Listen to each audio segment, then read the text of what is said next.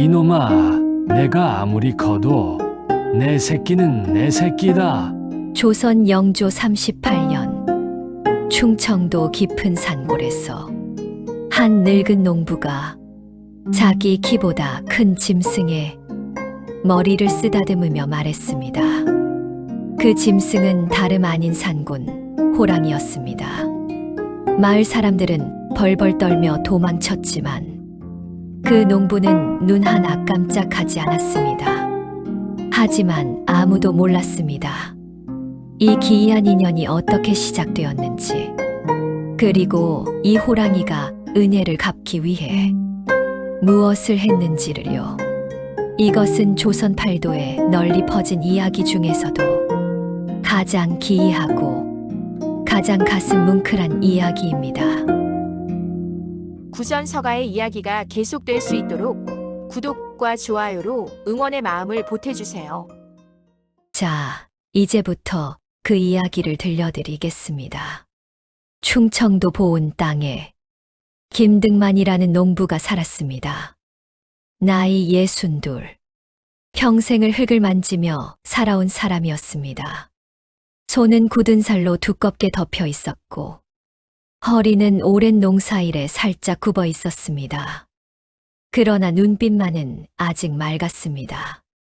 순박하고 어진 사람의 눈이었습니다. 아내 박씨와의 금슬은 마을에서도 소문이 자자했습니다. 43년을 함께 살면서 한 번도 큰 소리를 낸 적이 없었습니다. 가난해도 서로를 탓하지 않았고 힘들어도 서로의 손을 놓지 않았습니다. 하지만 하늘은 이 착한 부부에게 한 가지 복만은 허락하지 않았습니다. 바로 자식 복이었습니다. 35 되던 해, 늦둥이 아들을 얻었습니다. 등남이라 이름 지었습니다. 말 그대로 아들을 얻었다는 뜻이었습니다. 온 마을이 축하했습니다. 늦게 얻은 자식이라 얼마나 귀했겠습니까? 등만 부부는 그 아이를 금이야 오기야 키웠습니다. 밤마다 아이의 잠든 얼굴을 보며 행복해했습니다. 드디어 대를 이을 자식이 생겼구나. 이제 죽어도 여한이 없겠구나. 그렇게 생각했습니다. 하지만 행복은 오래가지 않았습니다. 등남이가 7살 되던 해봄, 마을에 괴질이 돌았습니다. 전염병이었습니다. 하룻밤 사이에 온몸에 붉은 반점이 돋더니 사흘을 넘기지 못하고 아이는 눈을 감았습니다. 등만은 아이의 시신을 안고 하루 종일 울었습니다. 박씨는 그 뒤로 석 달을 알아누웠습니다. 겨우 일어나긴 했지만 그 뒤로 박씨의 눈에서는 생기가 사라졌습니다. 그렇게 27년이 흘렀습니다. 등만의 나이 62, 박씨의 나이 60이 되었습니다. 마을 사람들은 그 부부를 불쌍히 여겼습니다. 명절이면 자식들이 찾아와 북적이는 다른 집들과 달리 등만의 집은 언제나 조용했습니다. 제사상을 차려도 받아줄 자손이 없었습니다. 죽어서 무덤을 돌봐줄 사람도 없었습니다. 그런 처지를 어찌 불쌍히 여기지 않겠습니까? 하지만 등만은 한탄하지 않았습니다. 하늘이 정해준 팔자려니 그렇게 생각하며 묵묵히 살았습니다. 남은 건 아내뿐이니 아내라도 잘 모시고 살자. 그것이 등만의 소박한 바람이었습니다. 그해 겨울은 유난히 혹독했습니다. 영조 38년 동짓달, 첫눈이 내리더니 열흘을 쉬지 않고 퍼부었습니다. 눈이 사람 허리까지 쌓였습니다. 기온은 뼛속까지 얼어붙을 정도로 떨어졌습니다. 마을 우물이 얼어붙었고 지붕 위에 쌓인 눈의 무게로 허름한 집들이 무너져 내렸습니다. 노인들과 어린아이들이 동사하는 일이 잦았습니다. 보은 고을에서만 20명이 넘게 얼어 죽었다는 소문이 돌았습니다. 등만의 집도 사정이 어려웠습니다.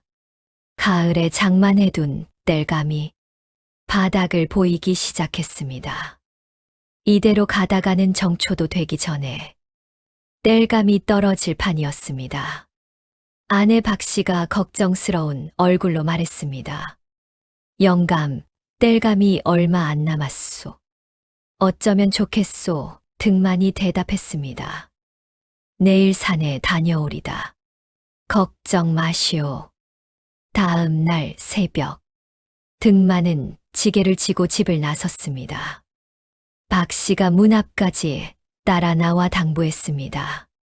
눈이 많이 쌓였으니 조심하시오. 너무 깊이 들어가지 마시오. 등만이 고개를 끄덕이며 말했습니다. 걱정 마시오. 해 지기 전에 돌아오리다. 산길은 험했습니다. 무릎까지 빠지는 눈을 헤치며 한 걸음 한 걸음 나아갔습니다. 칼바람이 얼굴을 핥히었습니다.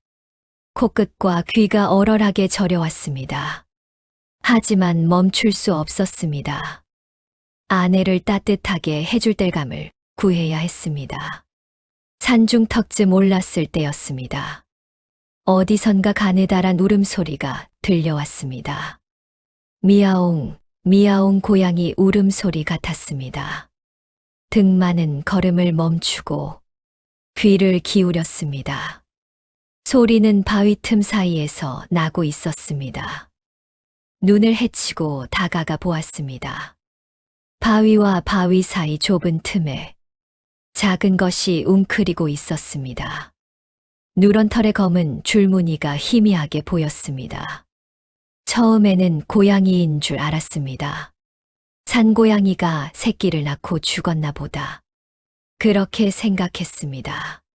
조심스럽게 손을 뻗어 그것을 집어들었습니다.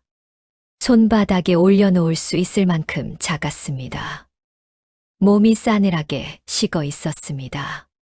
눈도 제대로 뜨지 못하는 어린 것이었습니다. 하지만 아직 숨이 붙어 있었습니다. 가슴에 귀를 대어 보니 가느다란 심장 박동이 느껴졌습니다. 등만의 마음이 움직였습니다. 불쌍한 것. 이대로 두면 얼어 죽겠구나. 등만은 품속에 그 작은 것을 넣었습니다. 자신의 체온으로 녹여주려는 것이었습니다. 땔감은 대충 주워 지게에 지고 서둘러 집으로 향했습니다. 집에 도착하자 박 씨가 놀라며 물었습니다. 그게 뭐요? 등만이 품에서 작은 것을 꺼내 보여주었습니다. 산에서 주웠소. 고양이 새끼인 것 같은데 어미가 죽었는지 혼자 버려져 있더이다. 박 씨가 가까이 다가와 살펴보았습니다. 어머나, 거의 죽어가는구려 살릴 수 있을까요? 등만이 대답했습니다. 해볼 수 있는 데까지 해봅시다. 하늘이 살리면 살고 아니면 아닌 거지요. 부부는 아궁이 앞에 자리를 깔고 그 작은 것을 눕혔습니다. 박 씨가 헌 옷가지로 덮어주었습니다.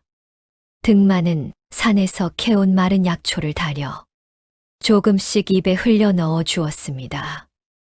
그렇게 밤새 정성을 들였습니다. 이튿날 아침, 작은 것이 처음으로 눈을 떴습니다. 동그란 눈이었습니다. 호박색 눈동자가 유난히 맑았습니다. 박 씨가 탄성을 질렀습니다. 영감, 눈을 떴소, 살아났소. 등만도 기뻐하며 그 작은 것에 머리를 쓰다듬어 주었습니다. 그런데 가만히 살펴보니 뭔가 이상했습니다. 고양이치고는 발이 너무 컸습니다. 머리통도 고양이보다 둥글고 널쩍했습니다. 무엇보다 털무늬가 예사롭지 않았습니다. 누런 바탕의 검은 줄무늬가 선명했습니다. 여보, 이거 고양이가 맞소? 박 씨가 의아한 눈으로 물었습니다. 등만도 고개를 갸웃거렸습니다. 글쎄, 고양이 같기도 하고, 아닌 것 같기도 하고. 그때 마침 이웃집 오노인이 찾아왔습니다. 눈이 그쳐서 안부를 살피러 온 것이었습니다. 오노인은 젊어서 포수 일을 했던 사람이었습니다. 산짐승을 누구보다 잘 알았습니다. 오노인이 그 작은 것을 보더니 눈이 휘둥그레졌습니다. 김서방, 이거 어디서 났소? 등만이 대답했습니다. 어제 산에서 주웠소. 고양이 새끼 아니요? 오노인이 고개를 저으며 말했습니다. 이건 고양이가 아니요. 범새끼요, 호랑이란 말이요. 등만 부부는 깜짝 놀랐습니다. 호랑이라니. 조선팔도 어디서나. 호랑이는 두려움의 대상이었습니다. 산군이라 불리며 사람들을 해치는 무서운 짐승이었습니다. 해마다 호랑이에게 물려 죽는 사람이 수십 명씩 되었습니다. 그런 호랑이의 새끼를 데려온 것이었습니다. 오노인이 진지한 얼굴로 말했습니다. 당장 관아에 신고하시오. 호랑이 새끼를 기르면 나중에 큰일 나오.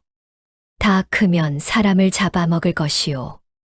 등만은 품속에 있는 작은 것을 내려다보았습니다. 호랑이 새끼는 자신을 올려다보고 있었습니다. 맑은 눈이었습니다. 해를 끼칠 것 같지 않은 순한 눈이었습니다. 등만의 마음이 흔들렸습니다. 오 형, 조금만 기다려 보시오. 지금 이 녀석을 내보내면 당장 얼어 죽을 것이오. 오노인이 손사래를 쳤습니다. 안 돼요. 호랑이는 호랑이요. 지금은 작아도 나중에는 소도 물어 죽이는 짐승이요. 정을 줬다가 나중에 후회하오. 하지만 등만은 쉽게 결정을 내리지 못했습니다.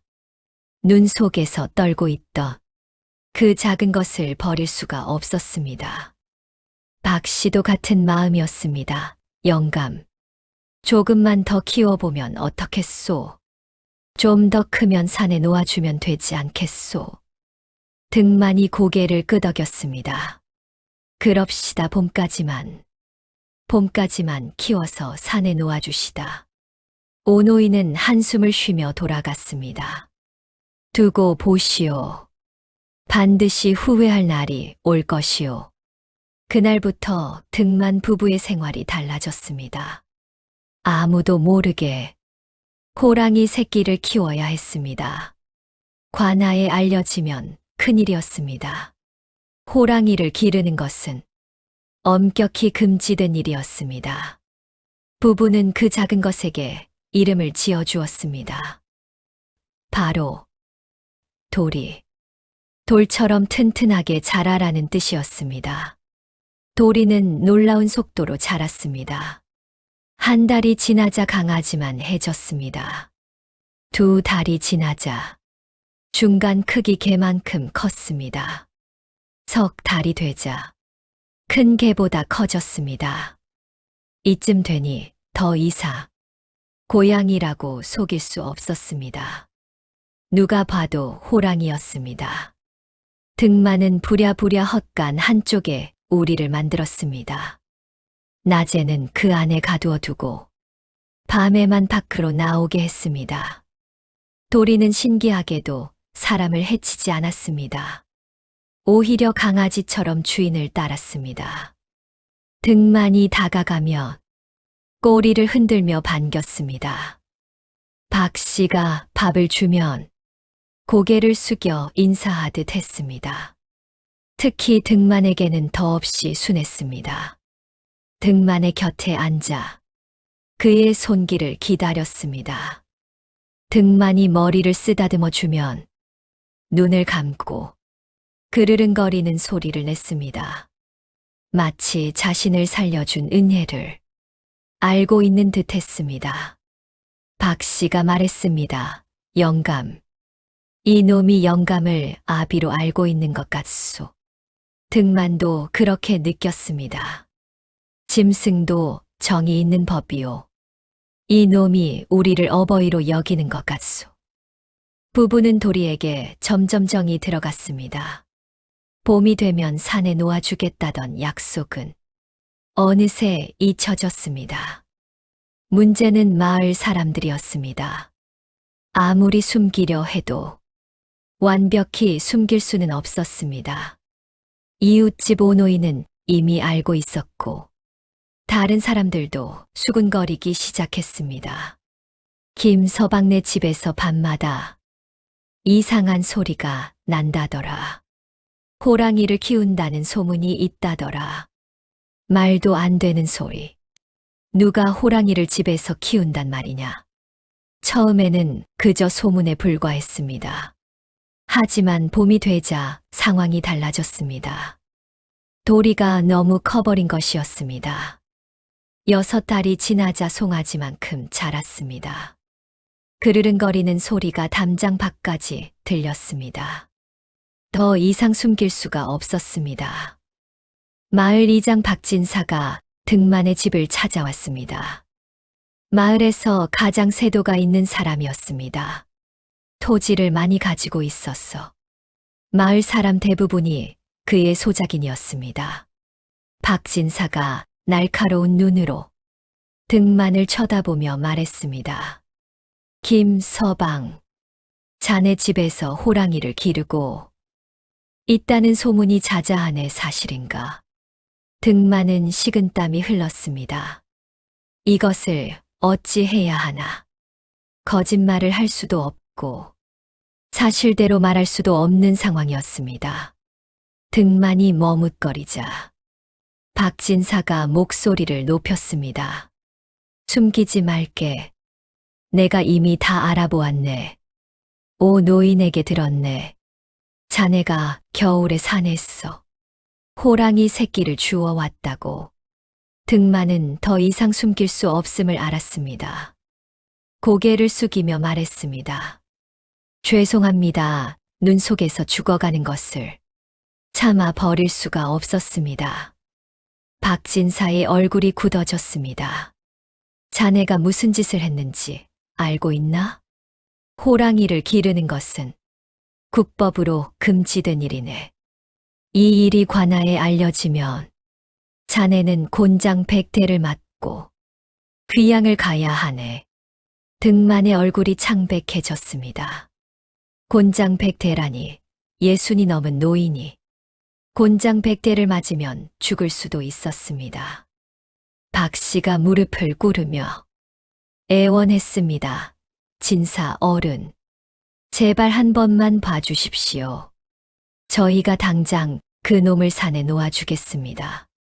박진사가 코웃음을 쳤습니다. 이제 와서 이미 늦었네. 이 일은 내 선에서 처리할 수 있는 것이 아니네. 하지만 박진사에게는 다른 속셈이 있었습니다. 그는 탐욕스러운 사람이었습니다. 남의 약점을 잡아 이득을 취하는 것을 즐겼습니다. 박진사가 목소리를 낮추며 말했습니다. 하지만 방법이 아주 없는 것은 아니네. 등만 부부가 희망에 찬 눈으로 박진사를 쳐다보았습니다. 박진사가 말을 이었습니다. 자네 집 뒤에 있는 밭, 새 맞이기, 나에게 넘기게. 그러면 이 일은 없던 것으로 해주지. 등만의 얼굴이 일그러졌습니다. 밭새 맞이기는 그가 가진 전 재산이나 마찬가지였습니다.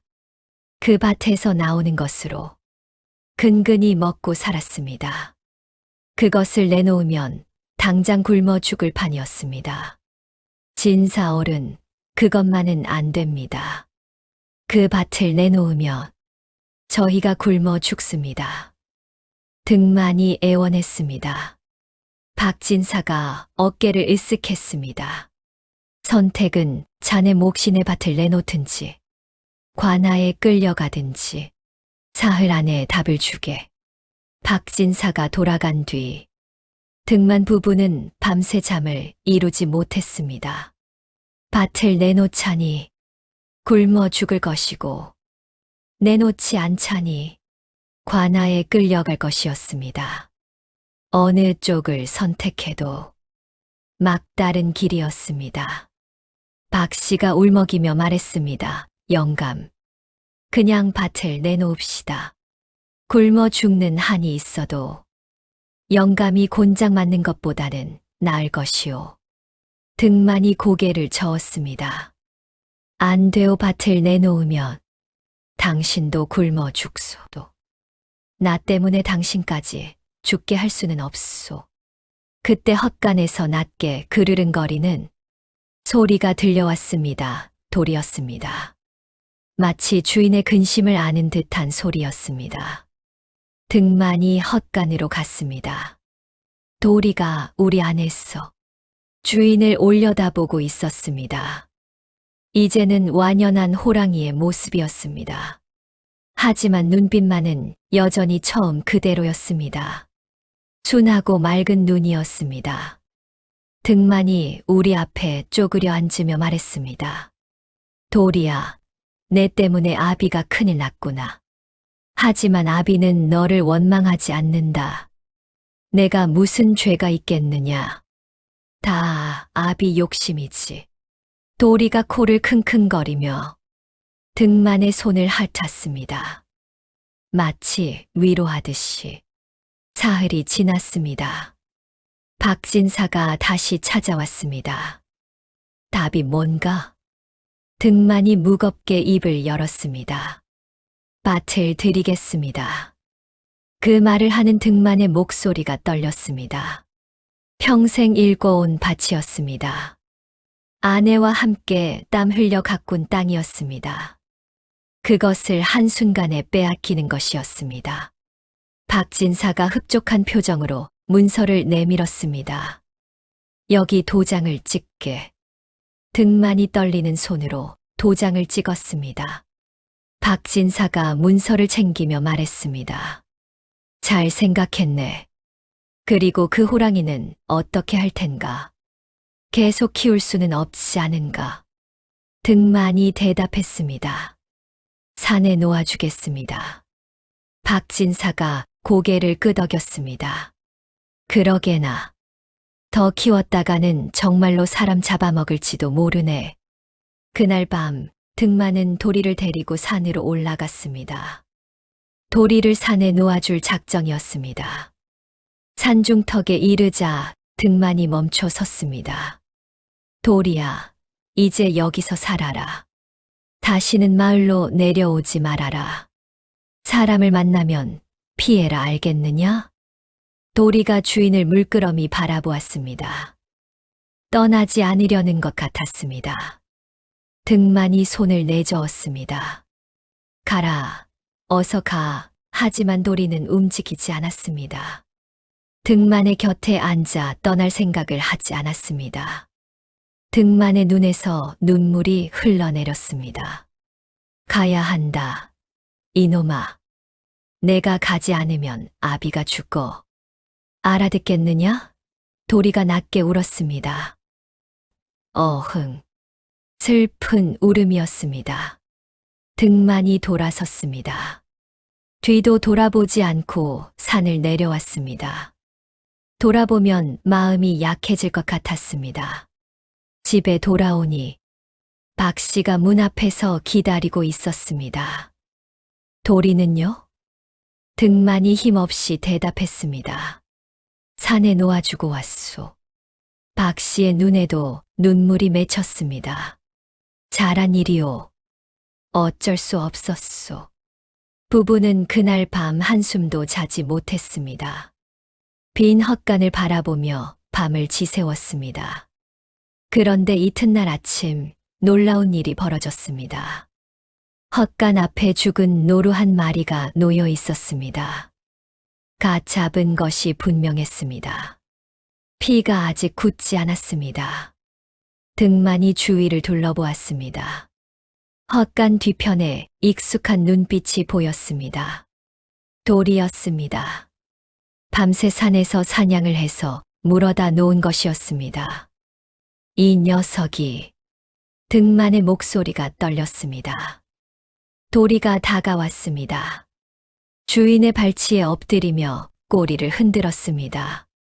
마치 자신을 버리지 말라고, 곁에 있게 해달라고 애원하는 것 같았습니다. 등만은 마음이 찢어지는 것 같았습니다. 어찌해야 한단 말인가? 이 녀석을 어찌해야 한단 말인가? 결국 등만은 도리를 다시 받아들였습니다. 다만 낮에는 절대로 나오지 못하게 했습니다. 마을 사람들 눈에 띄면 안 되었습니다. 도리도 주인의 뜻을 아는지 낮에는 꼼짝 않고 숨어 있었습니다. 그리고 밤마다 사냥을 나가 먹을 것을 물어다 놓았습니다. 노루, 토끼, 꿩. 밭을 빼앗긴 부부에게 도리가 잡아오는 짐승들은 큰 도움이 되었습니다. 그렇게 1년이 지났습니다. 도리는 더욱 커졌습니다. 이제는 성체 호랑이와 다름없었습니다. 어깨 높이가 사람 허리까지 왔고 코에서 꼬리까지의 길이가 8자는 되어 보였습니다.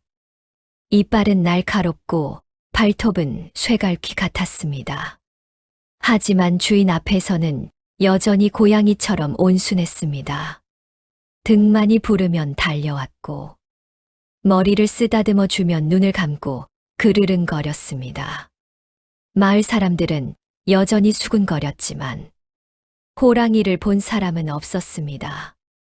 낮에는 숨어 있었기 때문이었습니다. 사람들은 그저 소문일 뿐이라고 생각하게 되었습니다.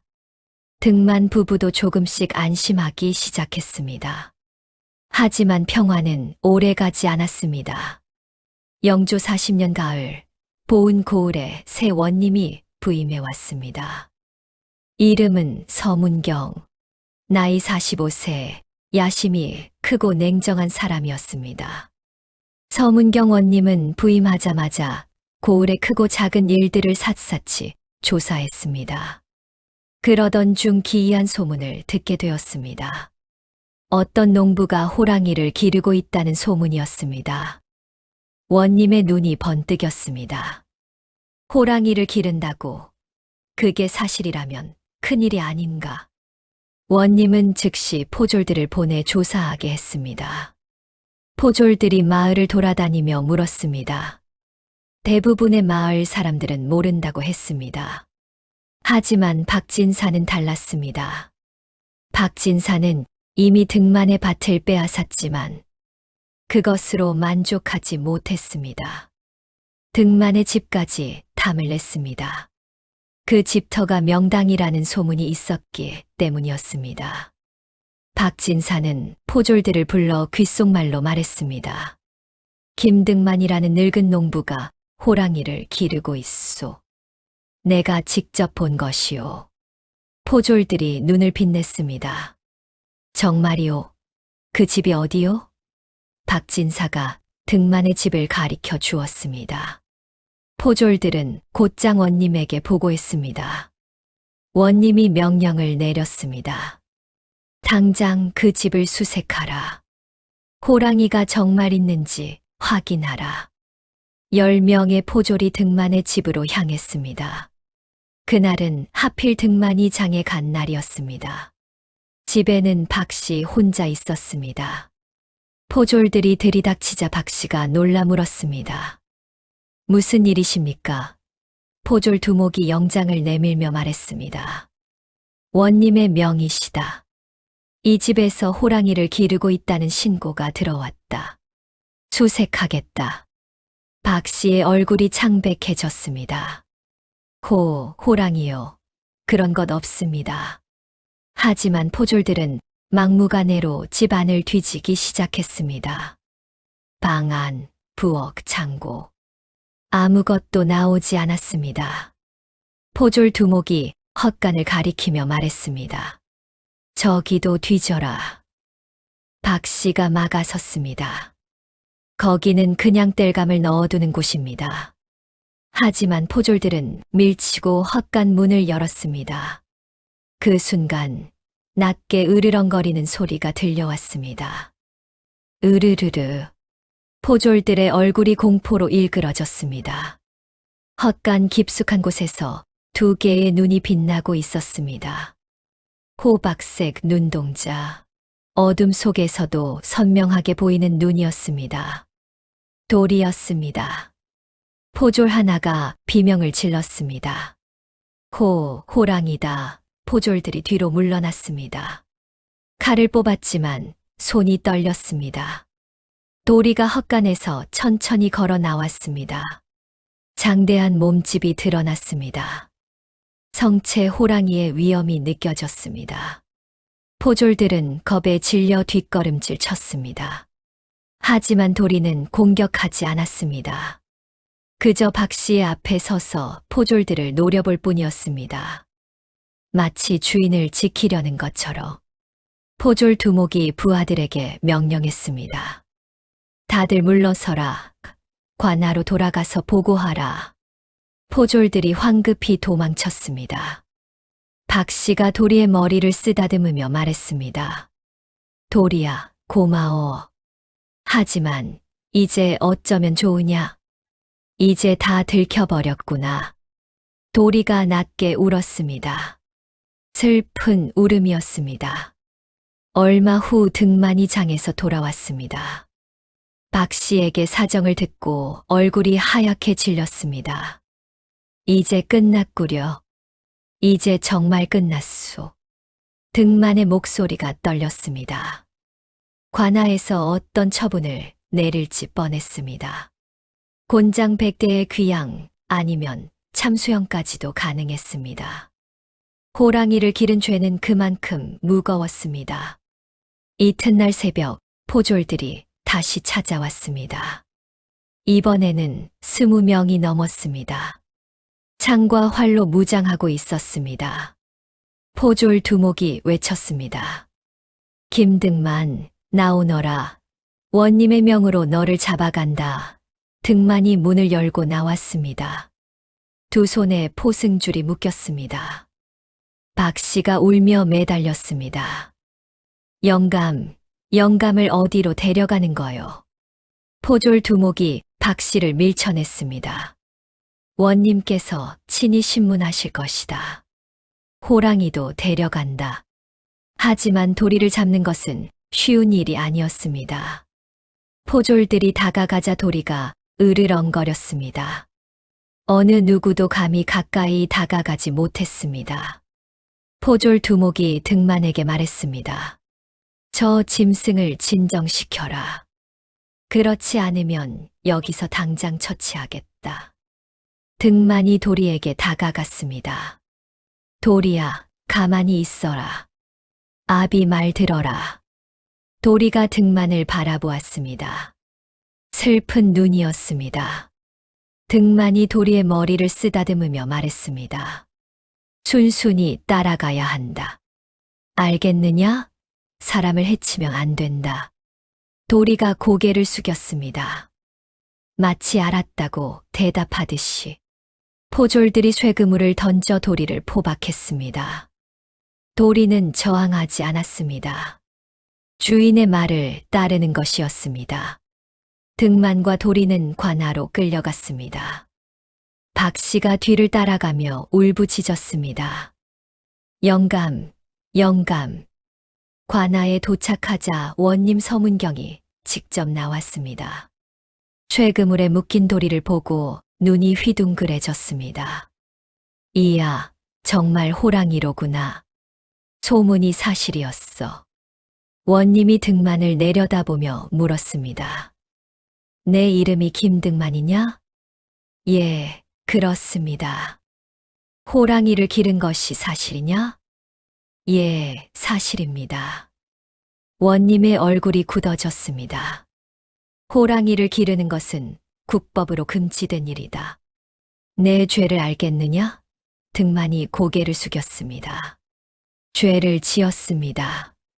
하지만 원님, 이 짐승은 새끼 때 제가 주워다 키운 것입니다. 사람을 해친 적이 없습니다. 원님이 코웃음을 쳤습니다. 호랑이가 사람을 해치지 않았다고?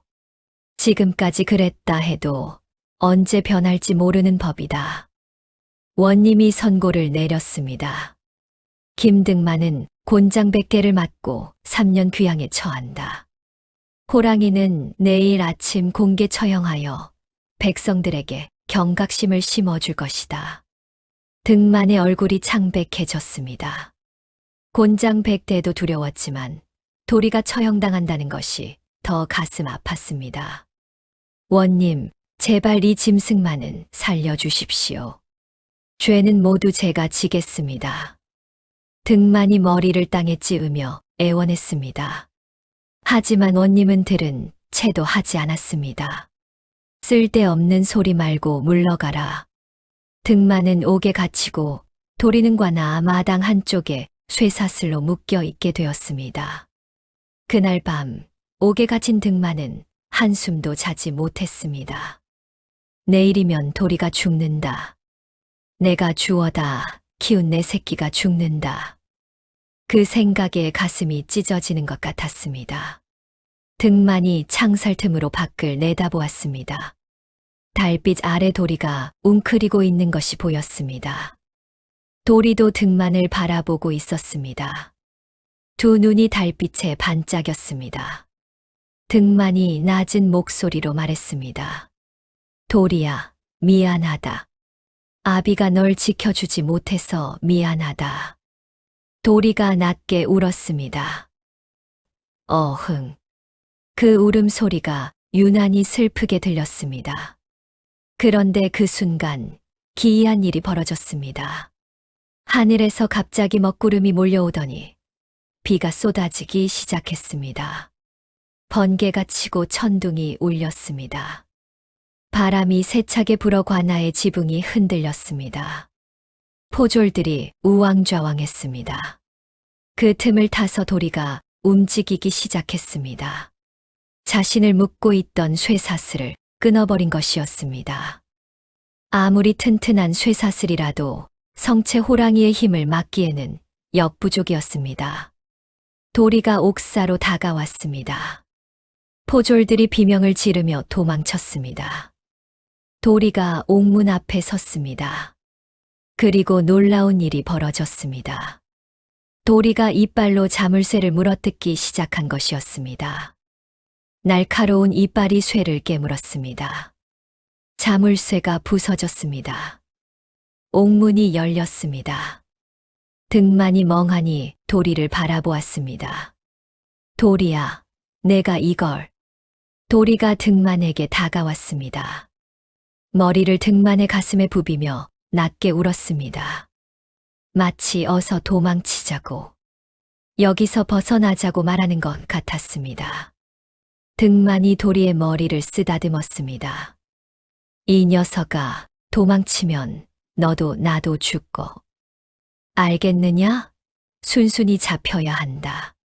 하지만 도리는 움직이지 않았습니다. 등만의 곁을 떠나려 하지 않았습니다. 그때 포졸들이 몰려왔습니다. 횃불을 들고 창과 활을 겨누었습니다. 원님도 달려왔습니다. 원님이 외쳤습니다. 저 짐승을 당장 죽여라. 궁수들이 활을 당겼습니다. 화살이 날아가려는 순간 등만이 도리 앞에 섰습니다. 자신의 몸으로 도리를 가렸습니다. 쏘려거든 저를 쏘십시오. 이 짐승은 저를 구하려고 한 것입니다. 원님이 손을 들어 사격을 멈추게 했습니다. 미친놈 같으니, 짐승을 위해 목숨을 걸다니. 등만이 무릎을 꿇으며 말했습니다. 원님, 이 짐승은 사람을 해칠 생각이 없습니다. 저를 구하려고 한 것뿐입니다. 제발 목숨만은 살려주십시오. 원님이 등만과 도리를 번갈아 보았습니다. 사람이 호랑이를 감싸고 호랑이가 사람에게 순종하는 모습. 평생 처음 보는 광경이었습니다. 원님의 마음이 미세하게 흔들렸습니다. 하지만 이내 고개를 저었습니다. 안 된다. 호랑이는 호랑이다. 아무리 길들여도 짐승의 본성은 변하지 않는다. 내일 아침 예정대로 처형하겠다. 등만이 다시 끌려가고 도리는 이번에는 더 굵은 쇠사슬로 묶여 있게 되었습니다. 날이 밝으면 둘 다 끝이었습니다. 그날 밤 뜻밖의 인물이 관아를 찾아왔습니다. 보은 고을에서 덕망이 높기로 유명한 송노인이었습니다. 나이 80이 넘었지만 정정하고 학식이 높아 원님들도 존경하는 사람이었습니다. 송노인이 원님을 만나 말했습니다.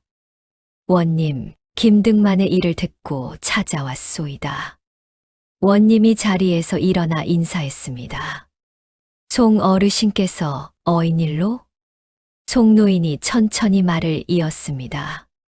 원님, 제가 들은 바로는 그 호랑이가 사람을 해친 적이 없다 하던데 사실이요? 사실입니다. 하지만 호랑이를 기르는 것 자체가 국법에 어긋나는 일이오. 송노인이 고개를 끄덕였습니다. 국법이 중요하지요. 하지만 원님, 법의 목적이 무엇이오? 원님이 대답했습니다. 백성을 보호하는 것이요. 송노인이 미소 지었습니다. 그렇소. 그렇다면 아무도 해치지 않은 짐승을 죽이는 것이 백성을 보호하는 일이오? 원님이 말문이 막혔습니다. 송노인이 말을 이었습니다. 원님, 제가 평생 많은 일을 보아왔소. 하지만 짐승이 사람에게 은혜를 갚으려 하는 것은 처음 듣는 이야기요. 이것은 하늘이 보여주시는 이적이 아니겠소. 원님의 표정이 복잡해졌습니다. 송노인의 말에 일리가 있었습니다. 송노인이 마지막으로 말했습니다. 원님, 만약 이 일을 상부에 보고하면 어찌 되겠소? 호랑이가 주인을 구하려 했다는 이야기는 분명히 화제가 될 것이오. 혹시 조정에서 이 일을 다르게 볼 수도 있지 않겠소? 원님의 눈이 번뜩였습니다. 송노인의 말이 맞았습니다. 이 기이한 이야기가 조정까지 알려지면 어쩌면 자신의 이름이 오르내릴 수도 있었습니다. 좋은 쪽이든 나쁜 쪽이든 원님이 한참을 고민하다가 말했습니다. 어르신, 그러면 어찌하면 좋겠소? 송노인이 대답했습니다. 김등만에게 호랑이를 산에 놓아주게 하시오. 그리고 형을 감해 주시오. 그러면 원님의 덕망이 높아질 것이오. 다음 날 아침 원님이 새로운 판결을 내렸습니다. 김등만의 죄를 참작하여 곤장 50대에 귀양 1년으로 감한다. 호랑이는 산에 놓아줄 것을 명한다.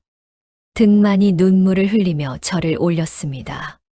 감사합니다. 원님, 은혜를 잊지 않겠습니다. 곤장 50대는 여전히 혹독했습니다. 60이 넘은 노인에게 곤장 50대는 죽을 만큼 아팠습니다. 하지만 등만은 이를 악물고 견뎠습니다.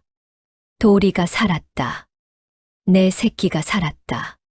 그 생각만으로 버틸 수 있었습니다. 곤장을 맞은 뒤 등만은 귀양을 떠나야 했습니다. 떠나기 전 도리를 산에 놓아줘야 했습니다.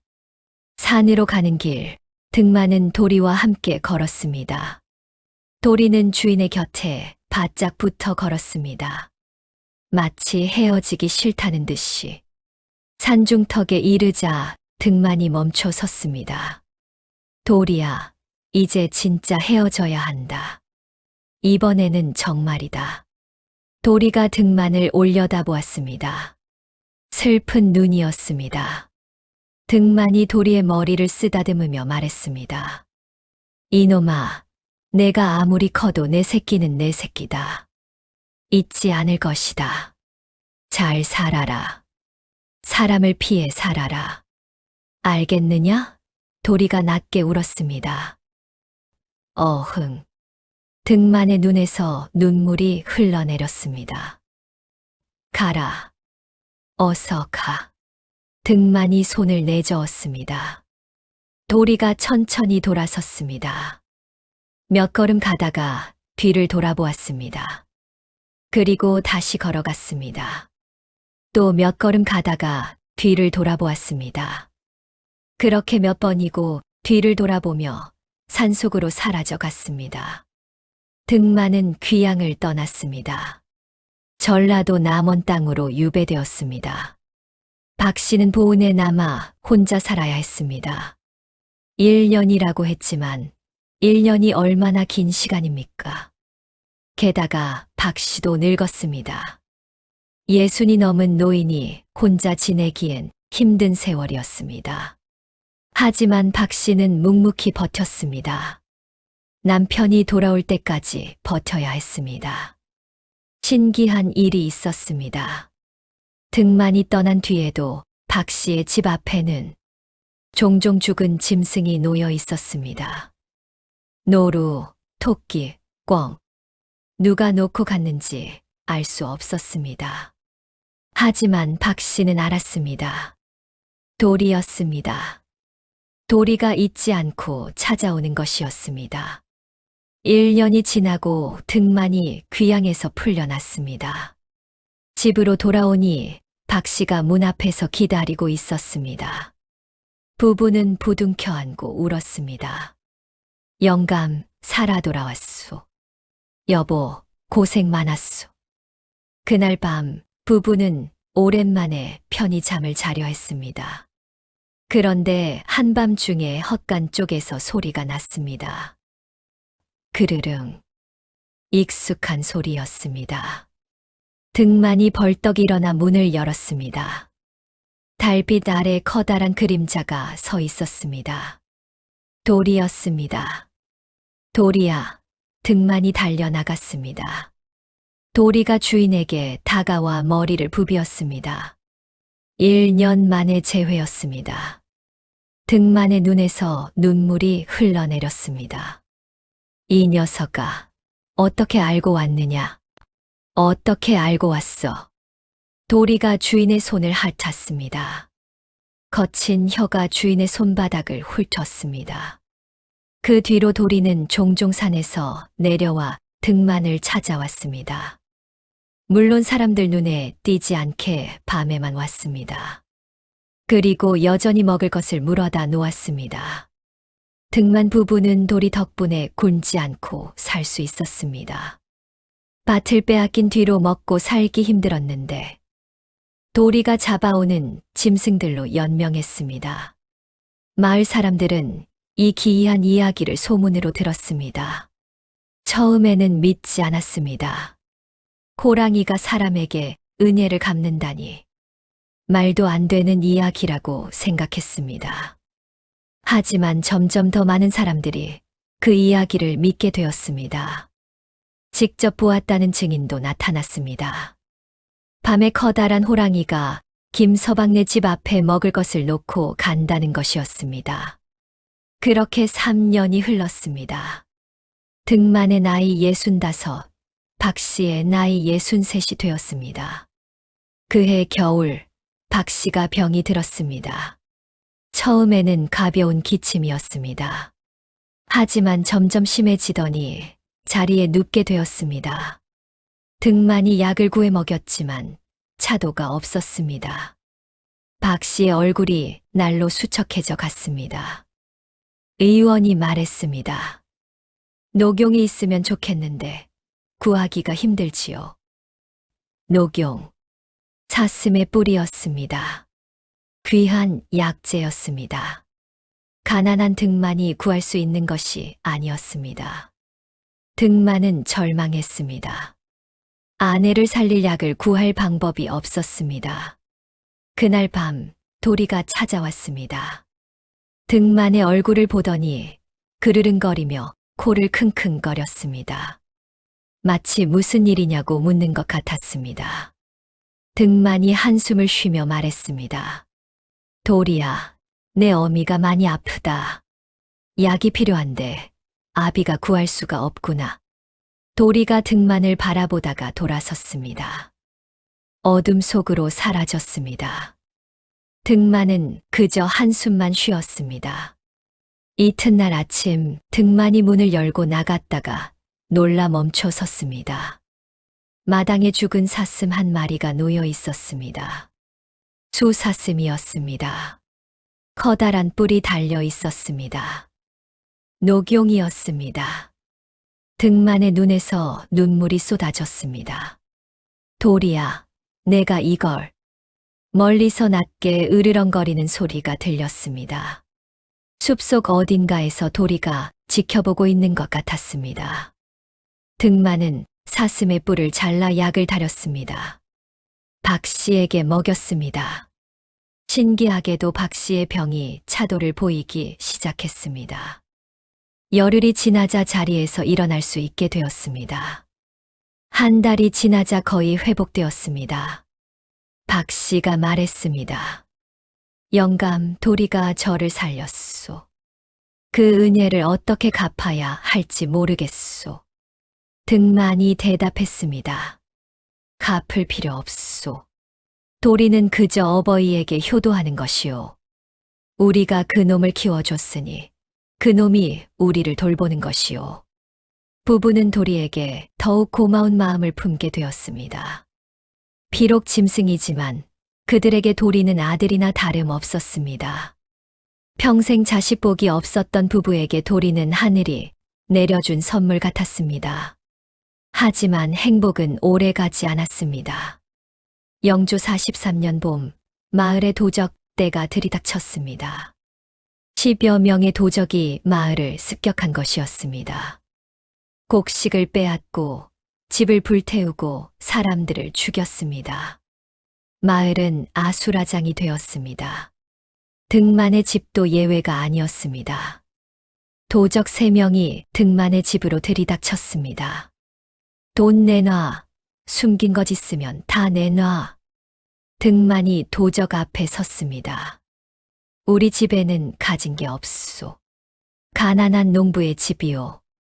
도적이 칼을 휘둘렀습니다. 거짓말 마라. 숨긴 거 있으면 모가지를 칠 테다.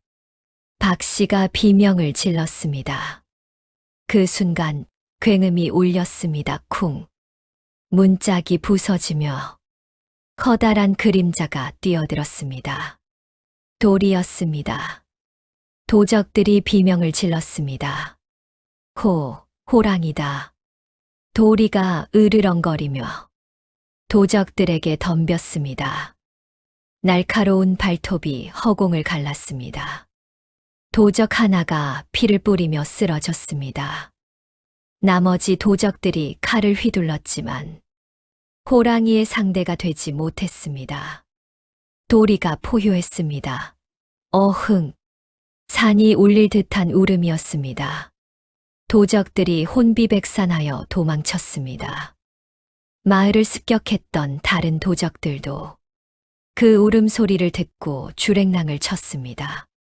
호랑이가 나타났다는 소리에 겁을 먹은 것이었습니다. 마을이 구해졌습니다. 도리 덕분이었습니다. 마을 사람들은 등만에게 몰려와 감사를 표했습니다. 김서방, 자네 호랑이가 우릴 살렸네. 고맙네. 정말 고맙네. 처음에는 등만을 손가락질하던 사람들이었습니다. 호랑이를 키운다고 욕했던 사람들이었습니다. 하지만 이제는 달랐습니다. 도리가 마을을 구한 것이었습니다. 사람들의 시선이 달라졌습니다. 박진사도 찾아왔습니다.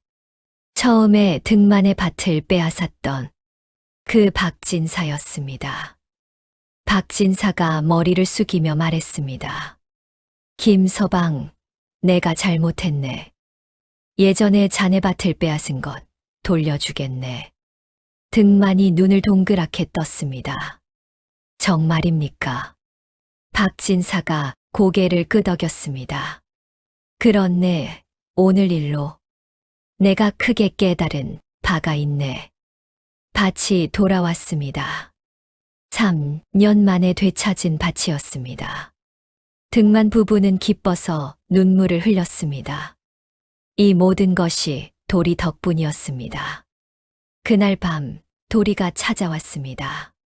하지만 도리의 상태가 이상했습니다. 한쪽 옆구리에서 피가 흐르고 있었습니다. 도적의 칼에 베인 것이었습니다. 등만이 놀라 달려갔습니다. 도리야, 다쳤구나. 상처가 깊었습니다. 피가 멎지 않았습니다.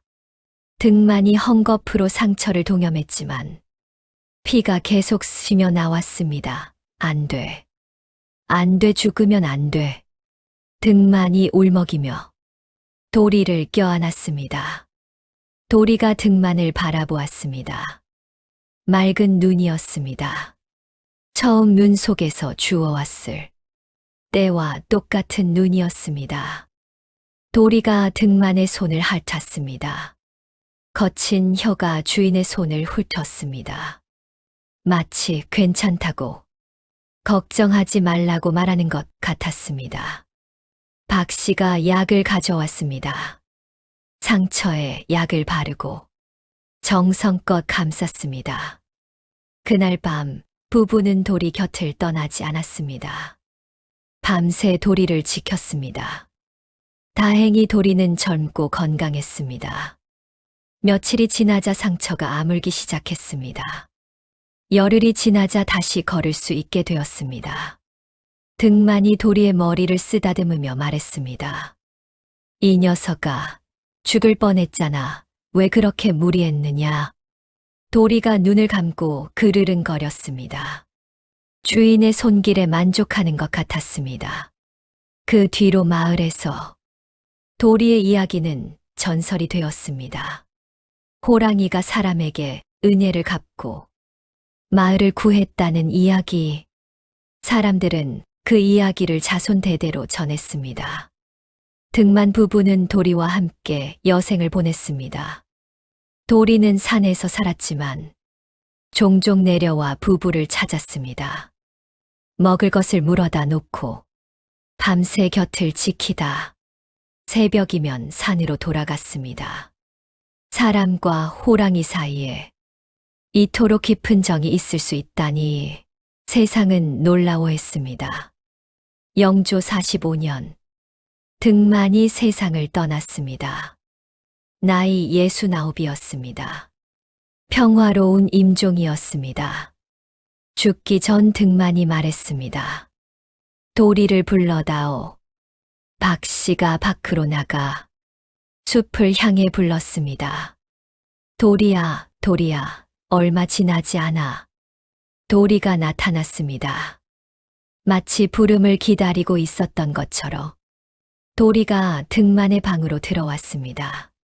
누워있는 주인을 물끄러미 내려다보았습니다. 등만이 떨리는 손을 뻗어 도리의 머리를 쓰다듬었습니다. 도리야, 아비가 먼저 가게 되었구나. 내 어미를 잘 돌봐라, 알겠느냐? 도리가 낮게 울었습니다. 슬픈 울음이었습니다. 등만이 미소 지었습니다. 걱정 마라, 아비는 행복했다. 너 같은 자식을 두어서 행복했다. 그것이 등만의 마지막 말이었습니다. 등만이 눈을 감았습니다. 도리가 주인의 곁에 엎드렸습니다.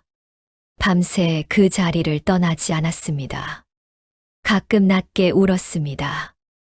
마치 우는 것 같았습니다. 이튿날 아침이 되어서야 도리는 산으로 돌아갔습니다. 하지만 그 뒤로도 박 씨를 찾아오는 것을 멈추지 않았습니다. 등만이 부탁한 대로 박 씨를 돌보았습니다. 먹을 것을 물어다 놓고 밤에 집 주위를 지켰습니다.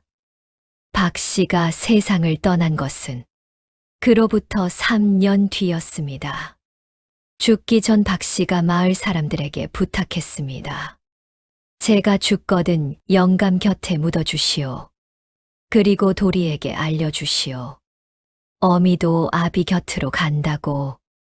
박 씨가 눈을 감던 날 도리가 찾아왔습니다.